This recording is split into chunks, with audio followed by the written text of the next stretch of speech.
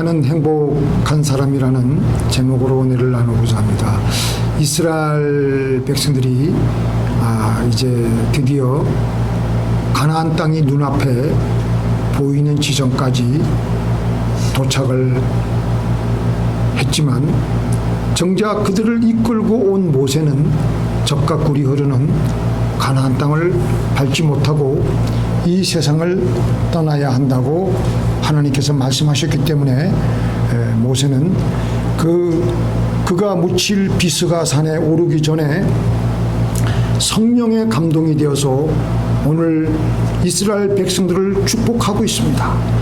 한 지파씩 다 축복하고 나중에는 오늘 우리가 읽은 본문은 몽뚱그려서 이스라엘 온 백성들을 축복 기도를 하면서 우리가 맨 마지막 구절을 여러분들 보셨겠지만 이스라엘 백성들을 가리켜서 뭐라고 하느냐면은 너희들은 행복자로다. 이스라엘 백성들이 그 당시 살아가고 있는 현실은 광야 생활을 하고 있었습니다. 광야 생활을 벗어난다고 하더라도 그들에게 놓여져 있는 것은 난공불락의 요단강을 건너야 되고 또 정착한 백성들 가나안 원주민들을 무찌르고 그들이 가지고 있는 철기 무기를 가지고 있는 그들이 얼마나 강성하겠습니까? 그들을 무찔러야 되는데 불행할 수밖에 없는 험난한 인생길이 그들 앞에 놓여져 있습니다. 그런데도 모세는 그들을 가리켜서 29절에 이스라엘이여 너는 행복한 사람이다. 행복자로다. 여기 이스라엘은 모든 예수 믿는 성도를 가리키는 말입니다. 우리들에게도 똑같은 동일하게 적용이 될 수 있는 말입니다. 이 말은 성도들이여 너는 행복한 사람이로다. 왜 하나님께서는 모세를 통하여 이스라엘 백성들을 보고 행복한 사람이라고 하셨겠습니까? 이들이 살아가고 있는 광야 생활, 어떤 생활입니까? 사람답게 정착을 하지 못하고 수많은 사람들이 그 광야에서 그 하루가 멀다 하고 또 이리로 옮겨야 되고 저리로 옮겨야 되고 200만 명이나 되는 사람들이 집단으로 유목생활을 했기 때문에 어떻게 보면 지겹고 힘들고 괴로운 삶이었습니다. 어떤 가족에게서 어떤 노인이 죽으면 그 주변에 있는 사람들이 다 알게 되고 슬픔을 징하게 서로 느낄 수밖에 없는 아주 괴로운 광야 생활이었습니다. 아직 그들에게는 정해진 영토가 없었기 때문에 언제 어디서든 다른 강대국에 의해서 일시에 200만 명이 되는 이스라엘 백성들이 다 몰살당할 수밖에 없는 그런 상황이었습니다. 그리고 그들의 그 광야를 지나고 있는 이스라엘 백성들 어떤 상황이었습니까? 먹을 음식 부실했습니다. 애굽에서 즐겨 먹던 부추, 여러 가지 나물 이런 것들이 없었습니다.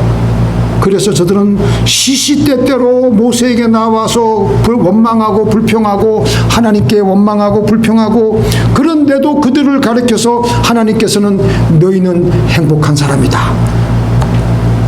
오늘 본문 26절 보겠습니다.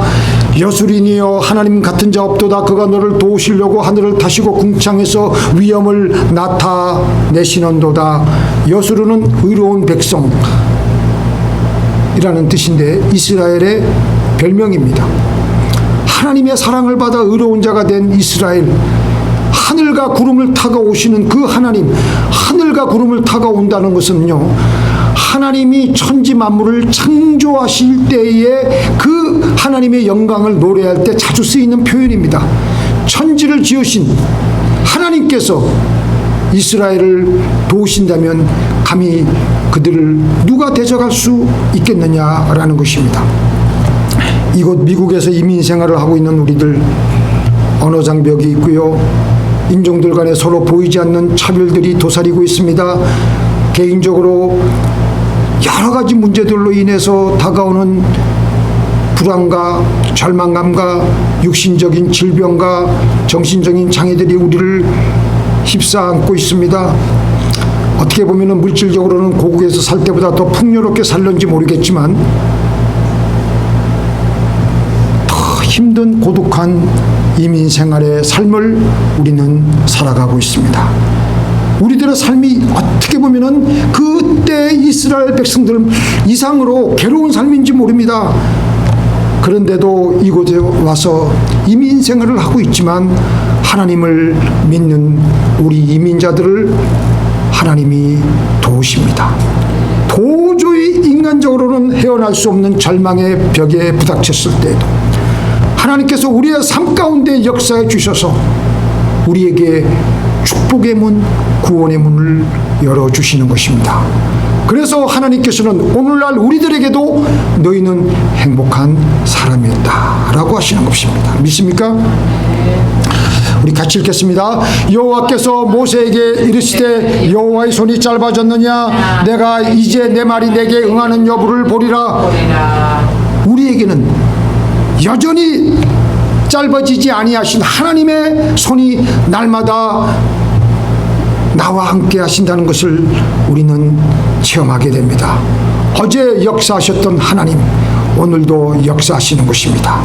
히브리서 13장 8절에는 예수 그리스도는 어제나 오늘이나 영원토록 동일하시다고 말씀하시고 계십니다.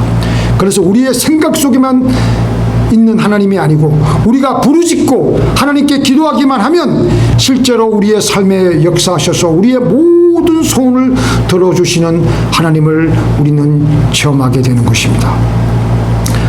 그래서 이스라엘 백성들은 하나님께서 함께하니까 가나안 정복을 할 때 난공불락의 여리고 성을 피 한 방울 흘리지 않고 그 성을 함락시켰습니다. 민수기 11장에서는 저들이 고기를 먹고 싶다고 하니까 하나님께서는 바다에서 바람을 불게 해서 메추라기 떼를 몰아서 메추라기 떼가 쏟아지는데 얼마나 많이 쏟아지는지 하나님 말씀에 보니까 두 규빗, 한 규빗이 45cm, 그러니까 두 규빗만큼 쌓였다니까 90cm 이 정도 쌓인 거예요. 이 정도 메추라기가 쌓일 정도로 하나님께서는 바다의 강풍을 일으켜가지고 메추라기 떼를 그 곳에 부어줬는데 얼마나 큰 넓이에 부어줬느냐면은 사방 하룻길은요 쉽게 말하면 서울에 있는 서울의 그 남대문, 서대문, 그 동대문 그리고 그쪽 그 사방을 하룻길이라고 해요. 그 넓이만큼 하나님께서 그렇게 두 규빗 90cm만큼 메추라기를 쌓이게 해주신 것입니다. 얼마나 많이 쏟아졌는지 주워도 메추라기가 끝이 없이 그냥 나오는 거예요.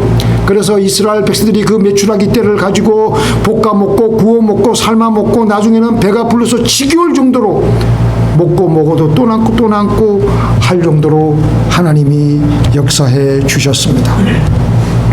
그런데 하나님이 함께하지 아니하실 때는요 아주 사소한 조그만 아이성을 점령을 못했습니다. 처참하게 패배를 했어요. 이런 사실을 지켜본 이스라엘 백성들은 하나님이 우리와 함께하신 전쟁 해볼만 하다는 것입니다. 하나님이 함께 하시는 인생 살아볼만 하다는 것입니다. 하나님께서 이스라엘 백성들에게 너희들이 행복하다고 하신 것은 좋은 환경 때문에 너희들이 행복하다고 하지 않으셨습니다. 그들이 많은 재물을 소유했기 때문에 그들이 행복하다고 하지 않으셨습니다. 오히려 이들은 다른 나라 사람들보다 훨씬 더 어려운 환경에서 살았습니다. 광야에서의 삶이 얼마나 열악했겠습니까? 가짐은 얼마나 가졌겠습니까? 많이 가졌다고 한들 어디로 끌고 갈 수가 있겠습니까? 먹는 것 얼마나 부실했습니까? 부추, 생선, 오이, 참외, 마늘 이런 것들이 없으니까 늘 원망하고 살았습니다. 애굽에서 광야에서 앞으로 정복해야 될 가나안 전쟁에서 이들이 살아가야 될 삶은 녹록한 삶이 아니었습니다. 행복해 보이는 일이 별로 없어 보였습니다. 그럼에도 불구하고 하나님께서는 그들을 가리켜서 행복한 백성이라고 했습니다. 왜 그러셨겠습니까? 하나님이 그들의 하나님이 되셨기 때문입니다. 애굽의 노예가 되었던 그들에게 하나님은 구원의 하나님이 되셨습니다. 홍해수를 건너게 하셨습니다. 마실 물이 없을 때는 물을 주셨습니다. 먹을 것이 없을 때는 먹을 것을 주셨습니다. 전쟁터에서는 가는 곳마다 함께 하셔서 승리를 하게 해 주셨습니다. 그래서 하나님은 그들을 가리켜서 너희들은 그래도 행복한 사람이라고, 행복한 자들이라고 말씀하셨습니다. 우리가 이 미국에서 이민자의 삶을 살면서 돈이 얼마나 많으냐에 따라서 행복하다면 여기서 누가 우리가 행복할 수가 있겠습니까?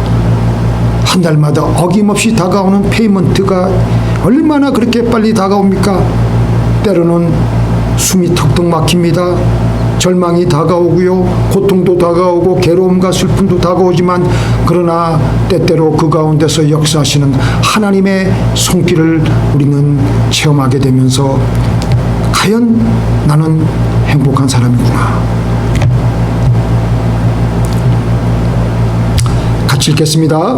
내가 산을 향하여 눈을 들리라. 나의 도움이 어디서 올까? 나의 도움은 천지를 지으신 야훼에게서로이다.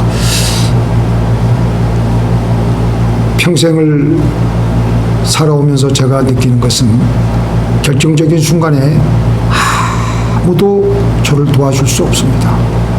그 누구도 도와줄 수 없습니다. 오직 하나님만이 그 위기의 순간에 우리가 개성을 지르며 하나님 주여 부를 때 하나님은 그때 우리를 도우시고 우리를 살려주십니다. 신명기 33장 27절 한번 보겠습니다. 27절만. 영원하신 하나님이 너의 초소가 되시니 그 영원한 심팔이 내 아래에 있도다. 그가 내 앞에서 대적을 쫓으시며 멸하라 하시도다. 하나님이 우리의 거하시는 초소가 되는 것, 우리가 어떤 것을 사랑하고 어떤 것을 그것을 생각하는 그곳이 우리가 실제로 살고 있는 초소가 되는 것입니다. 우리는 우리의 육신이 살고 있는 그것이 우리가 살고 있는 초소라고 생각하는데 그렇지가 않습니다. 우리의 생각과 마음이 가 있는 그곳이 우리가 실제로 살고 있는 초소입니다. 바로 그것이 우리의 영혼이 실제로 살고 있는 곳입니다. 믿습니까? 같이 읽겠습니다. 시작. 주여 주는 대대로 우리의 거처가 되셨나이다. 시편 90편은 모세가 유일하게 기록해 놓은 시편입니다. 광야 생활을 하고 있었던 모세는 이렇게 고백을 하고 있습니다.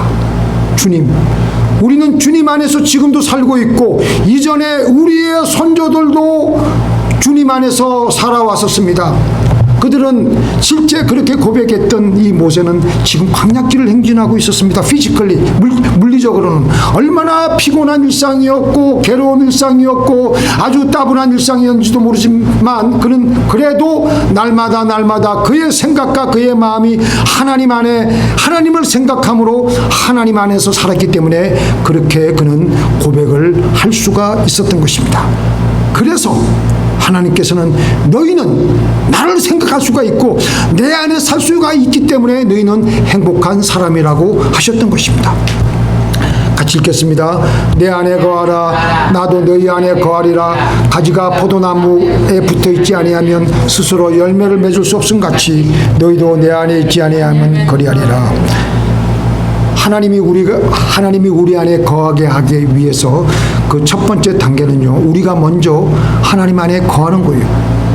우리가 먼저 하나님 안에 들어가려고 할 때 하나님은 그때서야 우리에게 들어오시는 거예요. 하나님이 먼저 들어오시는 법 없으세요. 왜냐하면 하나님은 인격적인 분이시기 때문에 억지로 우리에게 들어오시지 아니하세요. 그래서 요한계시록에도 보면은 문을 두들기시잖아요. 문을 두들기실 분이시지 문을 잡고는 문을 열고 들어오시지는 아니하세요.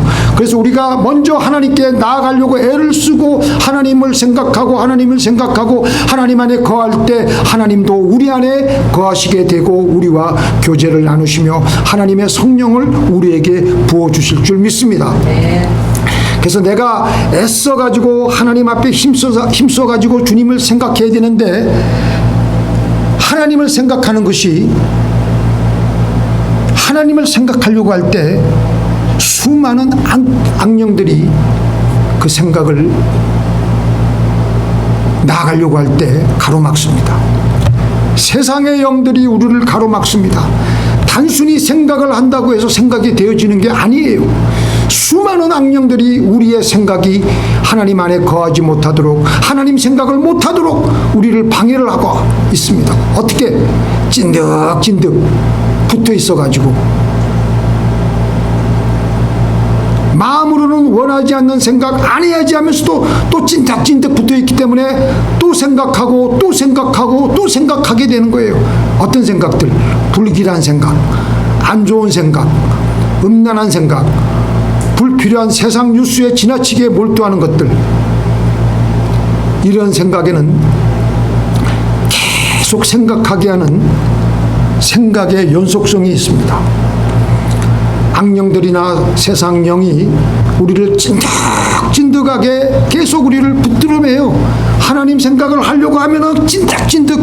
근데 여기서 제가 아무리 성경을 보고 여기에 대한 이 해결책은요, 다른 게 없습니다. 부르짖어야 돼.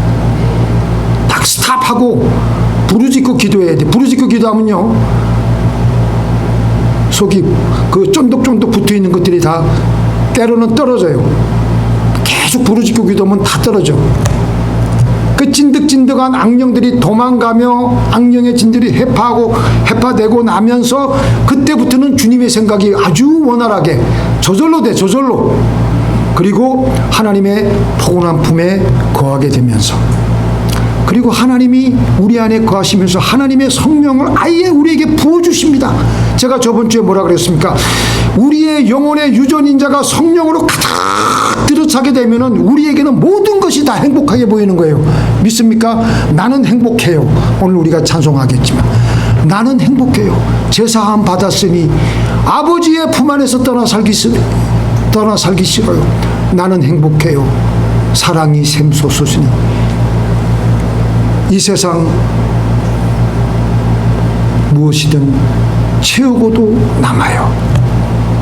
그러니까 성령이 우리에게 충만히 차게 되면요, 모든 게 다 밝고 맑고 환하게 보이고 모든 게 행복하게 해주는 것들로만 보이게 됩니다. 믿습니까? 근데 그게 악령들로 우리 안에 가득 이렇게 차 있으면요, 모든 게 불행하게 보이는 거예요. 믿습니까? 일본에 보니까 저희 어머니하고 나이가 또 동갑이더라고요. 없는 것에 강하게 집착을 가지고 살았던 한 여학생의 이야기입니다. 18살 때 어머니가 갑자기 돌아가시는 바람에 삶의 해이를 느껴서 신주쿠발 그 기차 4번 플랫폼에 자기 몸을 내던졌습니다. 죽으려고. 왜냐하면 사는 게 사는 것 같지가 않으니까. 그런데 어떻게 또 그 소녀를 구출해내 가지고 병원에 입원시켰는데 나중에 자기가 며칠 후에 깨어나 보니까 왼쪽 손은 완전히 어깨 쭉쭉 다 날아가 버리고, 나중에 알고 보니까 이 밑에 두 발도 다 사라지게 되고 오른팔에 이 손가락 3개만 남아있는 거예요. 손발이 없고, 더 진짜 이번에는 더 완벽하게 내가 자살해서 죽어야 되겠구나 해가지고 병원에서 간신히 얘기를 해가지고 수면제를 매일 타게 이제 에스크를 해가지고 수면제를 이제는 조금씩 모아가지고 완벽하게 이제 자살하려고 준비하고 있는 거예요. 근데 이제 어느 날 미국 선교사님이 오는데 그 옆에 통역하는 그 일본 그 신학생이 타하라 아키토시라는 그 청년이 병원 전도를 통역해 주면서 이제 성경을 읽다가 하나님께서 그 소녀에게 뜨겁게 역사하는데 그 말씀이 뭐냐면요, 같이 읽겠습니다. 그런즉 누구든지 그리스도 안에 있으면 새로운 피조물이라 이전 것은 지나가시니 보라 새 것이 되었도다. 갑자기 이 말씀을 읽는데 보라 새 것이 되었도다. 새로운 피조물이라 그 말씀을 읽는데 성령이 그에게 급격하게 부어지면서 자신의 오른팔에 붙어있는 세 개의 손가락 그것만 가지고도 감격스럽고 너무나도 행복한 거예요. 이제는 없는 것에 더 이상 집착하지 않고 있는 것에 감사하며 하루하루 이제 완전히 생활의 태도가 180도 바뀐 거예요. 그러면서 점차 그녀의 내면은 아름다워지며, 왜 아름다워지겠어요? 성형수술해서 그렇겠어요? 여기 점을 다 빼서 그렇겠어요? 성령이 충만하니까 내면이 맑고 밝고 환해지니까 모든 게 행복해 보이니까 아름다워지는 거예요. 그 아름다움에 반해서 전도 같은 그 청년이 청혼을 하는 거예요. 그래서 둘은 가정을 이루고 두 딸을 낳고 행복하게 살고 있는데, 이 다하라 요네코 이 소녀가 이제 80세의 할머니가 되어서 사고 후 60년의 인생을 돌아보면서 내 인생은 황홀할 정도로 아름다운 인생이었다. 그래서 이분 책이 뭐냐면 산다는 것이 황홀하다. 무엇이 요네코 요사로 하여금 황홀한 행복한 인생을 살아왔노라고 말하게 하였을까요? 하나님의 성령이 그녀에게 부어지니까 행복할 수 없는 상황이라도 그녀는 사는 것이 황홀하다 라고 했던 것입니다.